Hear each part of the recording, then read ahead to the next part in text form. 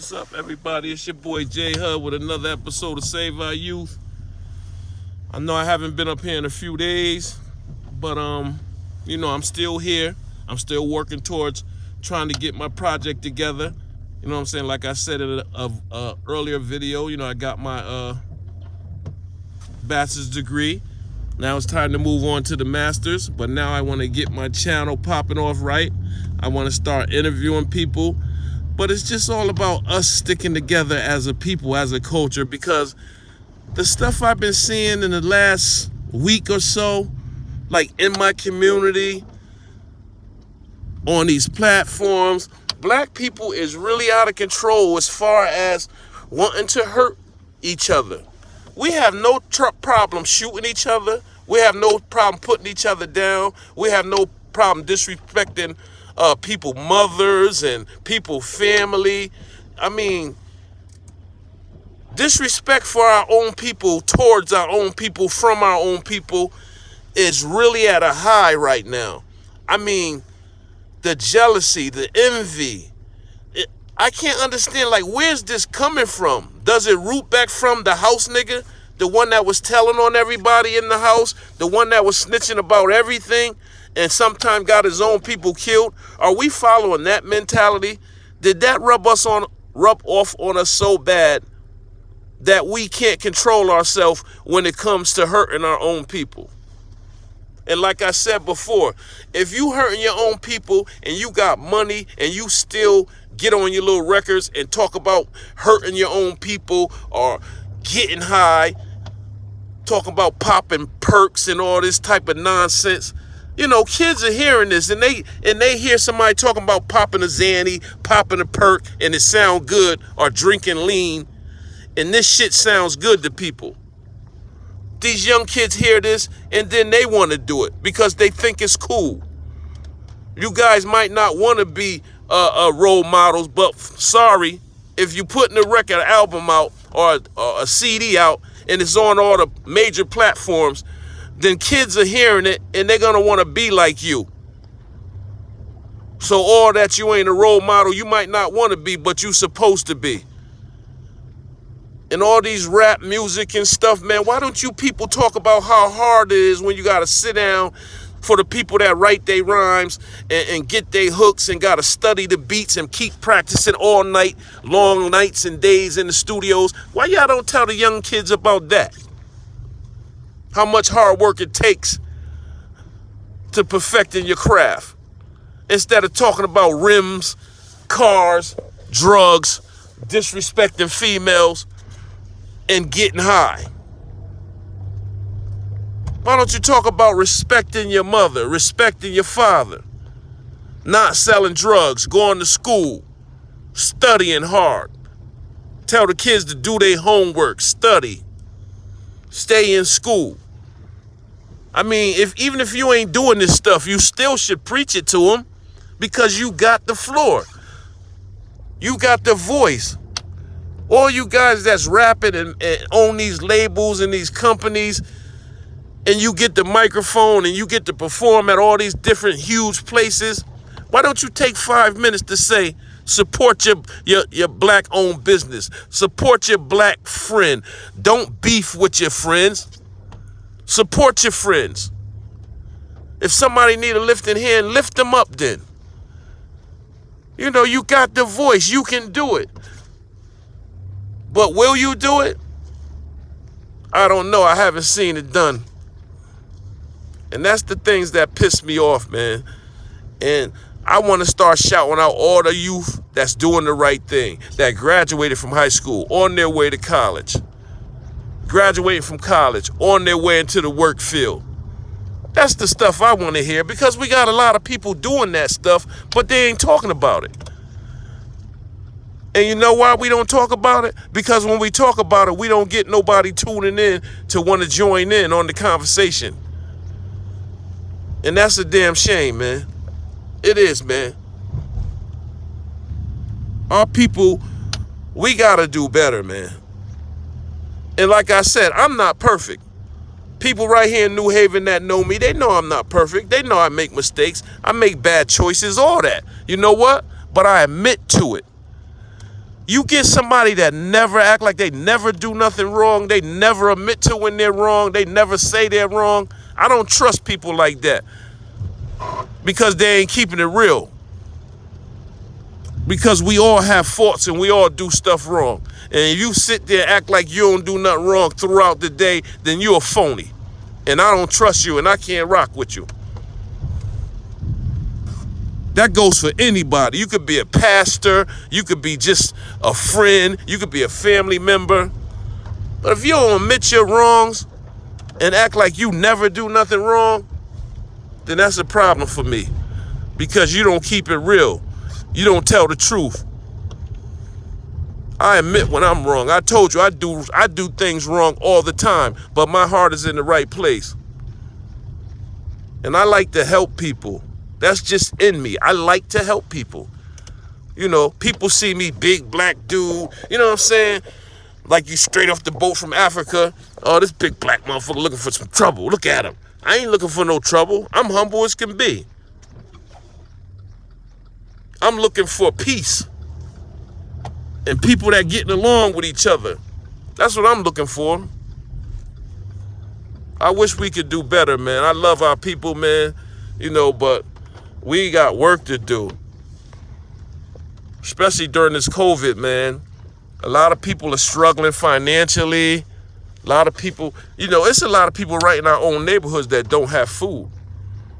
Everybody was talking the food stamps and the stimulus. Some people didn't get none of that stuff. Some people don't get none of that stuff. They don't have addresses. They just here and there. And if they did have an address, they're not there no more. So whoever got it might have it. You know, all kind of different things are happening to people in the inner cities, you know. A lot of people wasn't fortunate to have an email address or to file taxes. You know, don't have a way to get to the store, don't have no food in the house. Them are the people I'm concerned about today. I'm not concerned about all the people that's able to do this stuff. I'm concerned about the people that can't. Like, see, because they always have a lot of people saying they donating and they doing this for people, they doing that for people. But I don't see it being done in the inner cities where I live at. I don't see it being done. All I see being done in my inner cities is a few of the churches giving out food. And they only can do so much of that because we need people to donate food. So all you people out there, if you're listening, please donate to your local charities. That food is needed in your communities. Trust me. If you can afford to, you know, take a few cans here and there and donate them to the churches so they can have something to give to the people, then that's what you do. Then that's what you do. Because life is hard right now during this pandemic. And like I said, my goal is to save the youth. You know, I'm sitting out here and I'm looking at my community and it looks like a nice community, but believe me, guys, it's not. There's shootings around here. They sell drugs all up and down these streets. They steal cars. It might be 5 or 6 stolen cars on this strip if you really look and check it out. Like, this is how our youth does our community. We destroy our own community. Like, if you live around here and you live, say I live in the house right there in front of the spot, in front of the car where I'm at. I'm young. Now I'm stealing cars. But every time I steal cars, I'm parking them in my people's backyard. How stupid is that? How stupid is that? Because you're bringing the heat to your house, to your family house, and it's going to be easy for them to investigate and bust you because you're bringing it right to your backyard, parking it in your backyard or your neighbor's backyard. People see you getting out of it, getting in it. Like, that's so stupid. Like, these young kids are just not smart. Then they'll wait an hour and go get back in the car. So I pulled one of the young boys over today. I said, yo, bro, let me talk to you for a minute.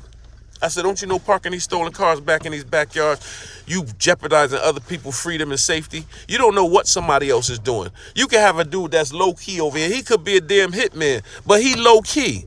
He ain't been in no trouble. He lived here for years, but you parking your stolen car in his backyard. Now they running his plate, your plate, who lives in the apartments. Now they run me. They see I live in an apartment. I got a damn record out of this damn world, and they Start watching me now. So, it's just time for us to get a voice, man. It's time for us to get a voice. We need a voice, man. And we need to start coming out, letting these young kids know when they wrong. And that's just what I did today. I let these kids know that they was wrong. They jeopardizing me and everybody else in this community. Because the police come, they're not going to say, we know it's not yours. They're going to think that I stole the car. And they're going to be ready to lock my ass up because it's in my backyard. So we got to stop that. We got to nip that in the bud. We got to tell these kids that they got to find something else to do or somewhere else to park their little stolen cars if that's the life they want to live.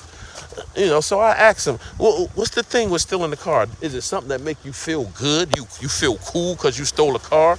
Like driving around in a stolen car, somebody else's property, when you can work a job and get your own car. Why destroy somebody else's property? Just to joyride or just to do robberies or whatever. Like, I don't know, man.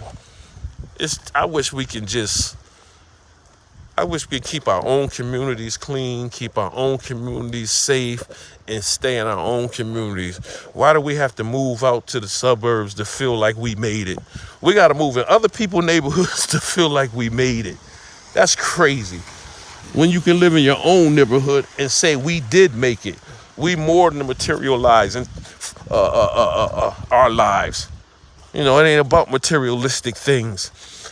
And sometimes we think we made it because we gain materialistic things, but that's not making you happy because you got a fucking foreign car or a big house in the hills. That don't mean you're happy. It means you got a big ass house that you got to pay for. So it's just about, like I said, saving our youth is something that's going to continue to happen. And we're going to continue to get stronger and build this thing up. And we're going to help our youth. Believe me. I hope one day this platform could get to the point where we have youth coming up here speaking they truth and letting me know how they feel and if they feel like I'm right or I'm wrong, or do I need to listen more to the youth and see what, where they're coming from. Because sometimes I sit down and I listen to these youth and they tell me how it is. They say, listen, man, my father's in jail. He's been in jail ever since I was born. My mother's a crackhead. She smokes crack. She was getting high when I was born. And this is all I know. I never went to school because I didn't have nobody to make me go to school. So I played around hooky outside with the bad kids. And I never sat down to dinner at a table with my family. So I don't know how that experience feel. Can you believe that? It's a lot of kids. I want you guys to do one thing for me if you have the chance to talk to some youth in your neighborhood or on your job or anywhere you might see some youth that seems like they're approachable, and just ask them a question. One question. Just ask them, have they ever sat down to dinner and ate with their family as a whole in their home? Don't you know all the kids I asked said no? They never sat down to a kitchen table with their whole family and ate breakfast, lunch, or dinner. That hurt my heart when this kid said that. When these kids said they never did that. They don't know what that feels like. They don't know nothing about how you're supposed to set a table, who's supposed to say grace, how you're supposed to keep your hands off the table. You know what I'm saying? Your elbows off they don't know none of this stuff. This is basic stuff. Like if you go out with people at a restaurant, you want to be able to present yourself like you know what's going on, like you got manners. You know what I'm saying? And for kids that have never sat at the table with their family, never enjoyed a family trip and all this type of stuff, this is normal shit that normal families do. But growing up in the inner city, poor is not normal. And we have to start understanding and realizing that growing up poor is not normal. We get a lot of us that start to think this is normal and we settle for it. Instead of saying, I grew up poor, but my kids ain't gonna grow up poor. They're gonna get the best education they get. They're gonna study hard, and I'm gonna make sure of it.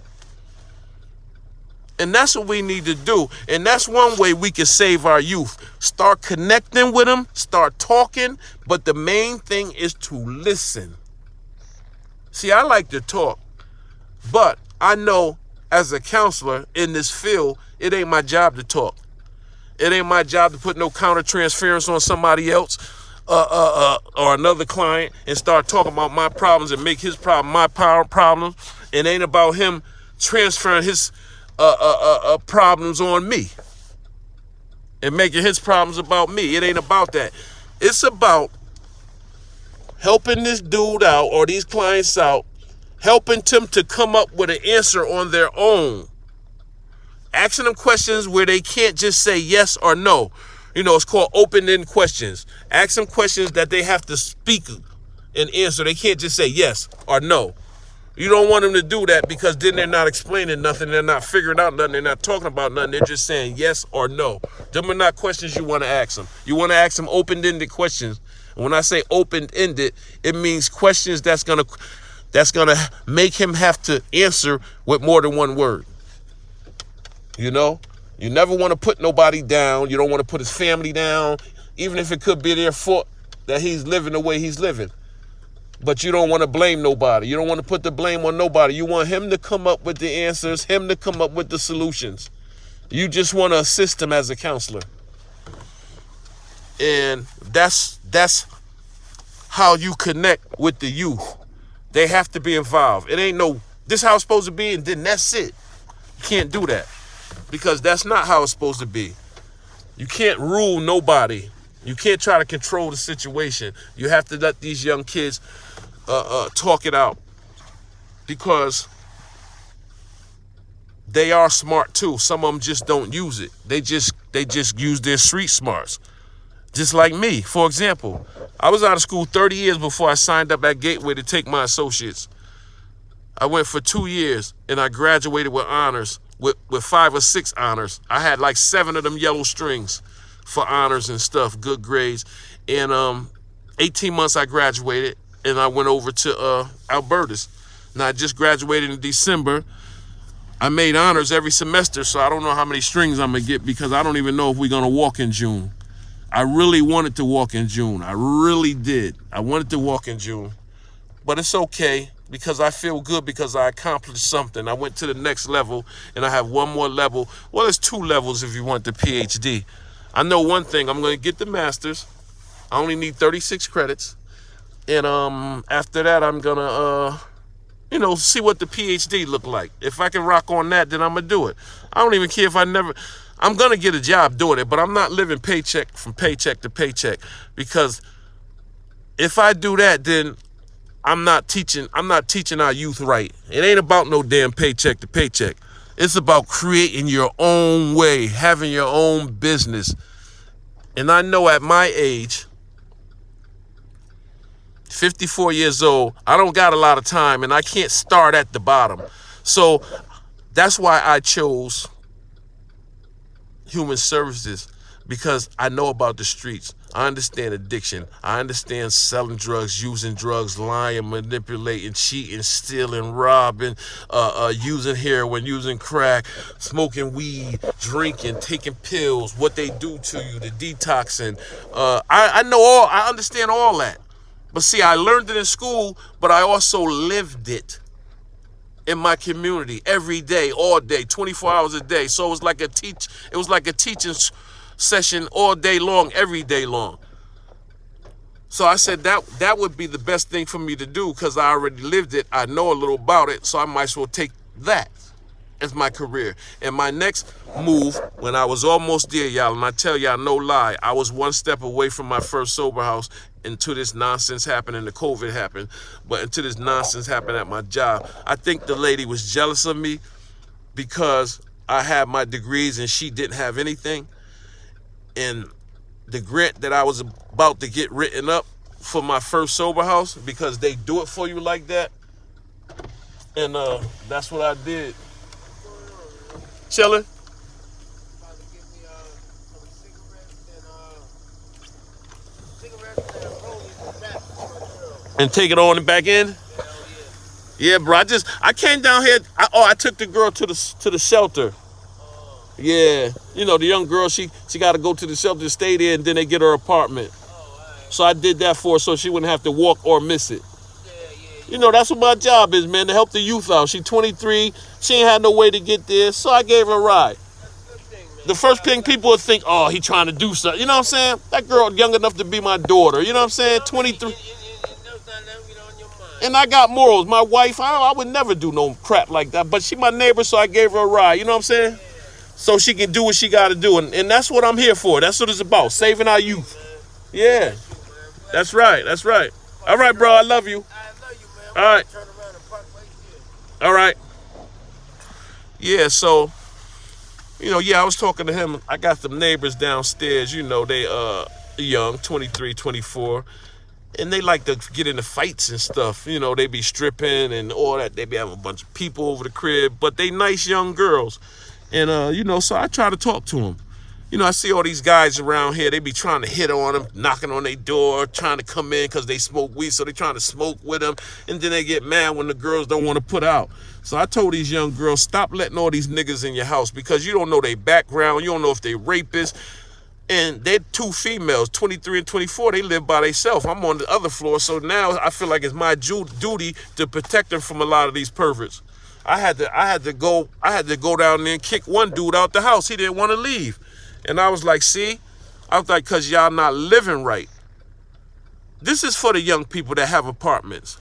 Don't turn your apartment into a party house, to a hangout, none of that. Because the people that's coming over, your friends, they become your enemies, and then they tell everybody where you live at. They coming over your house, they wanting to fight, and that's exactly what happened yesterday. These girls drove way over here from a different city, Bridgeport, way to New Haven, to fight these girls. Now, who's that stupid to come to somebody else's house to fight somebody? You ain't got no weapons. You don't know if these girls had weapons in their house or dudes is over there ready to help them out. But I got to say, man, by the time I got downstairs, I was too late. It was two fights going on. The two sisters was fighting two different girls, and it was ugly. So now I'm trying to break it up. So my favorite line. Y'all better stop because this DeVille. Police will be here in a minute. Once I said that, they broke it up and went about their business. I made the girls go in the house. And that was it. So we had a long talk, and I told her, I said, the landlord's going to put you out because he's getting a lot of complaints about you and your sister having a lot of company and getting into chaos with people late at night, making all this noise on the street. And this just adds on to what I be saying about black people. These girls drove way down here from Bridgeport to fight some sisters, but they won't drive that far to go get an education or fill out an application for a job. But you'll come this far to fight somebody. This is what I'm talking about. We are confused and lost, and we need to wake up. I wish I could just zap everybody and everybody just wake up and do and everybody now it's just critical thinking now. Everybody thinking strong and hard, trying to find a way to come up and help their fellow man or woman come up. I'm just venting, y'all. It's your boy J Hud. Please view my videos, y'all. I've been doing this for a while now. I almost made it to 4,000 watch time hours. I was at 3,700 and something, and the year went up, so I had to start over. So please, guys, help a brother out. View his channel. Run my playlist.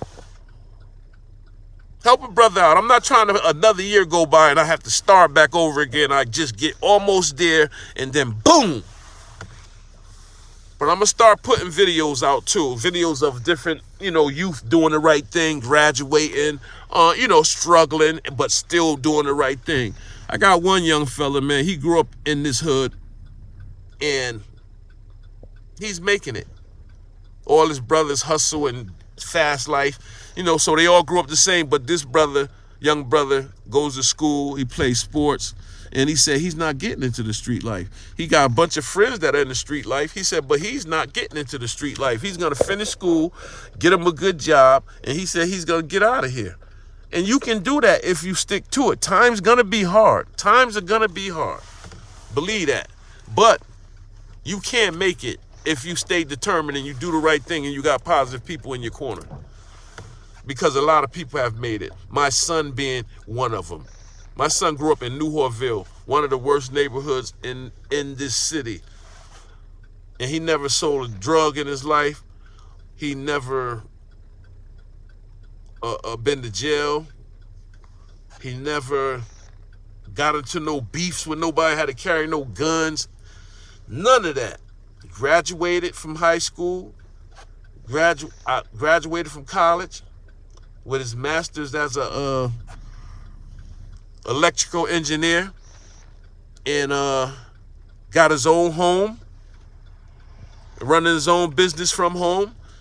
His wife has a good job. So don't tell me that you doing what you're doing because you ain't had no choice because you grew up poor in the inner cities, because my son grew up the same way and he's doing good, and there's a whole bunch of other people the same way that's doing good. It's just about choices, and it's about you and how you think and what you gonna and decisions you make in life. And see, I made the wrong decisions when I could have made the right decisions, and who knows how my life would have been. But you know what I said? Nothing is a mistake. Everything happens on purpose. God has a plan, and everything is already planned and ordained to happen, and there's nothing you can do about it. God has spoken. God has written his plan, and that's how it's going to act out. We might not know the day and the hour when he's coming for us, but he's coming. You can believe that. And before he comes, I want to be right, because I'm scared to burn in hell forever.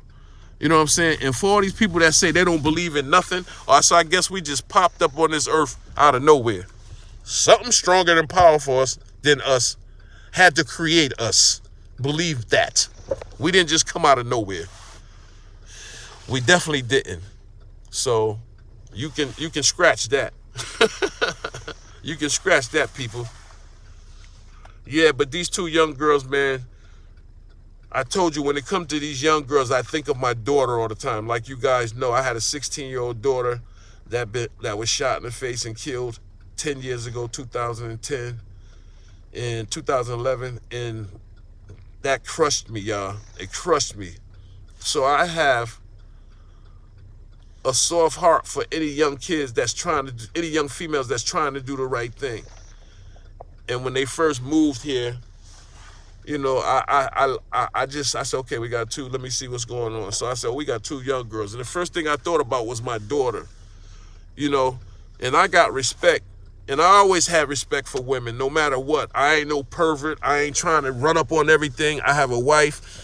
She's been going for 14 months, and I've been celibate for 14 months. I don't play no games. I don't cheat, because it happened to me when I was young, and that shit crushed me. So I know how that feeling feels, so I would never do that to somebody. You know what I'm saying? But I let them know, look, I'm going to play the big brother role to y'all, because y'all ain't got no man in the house.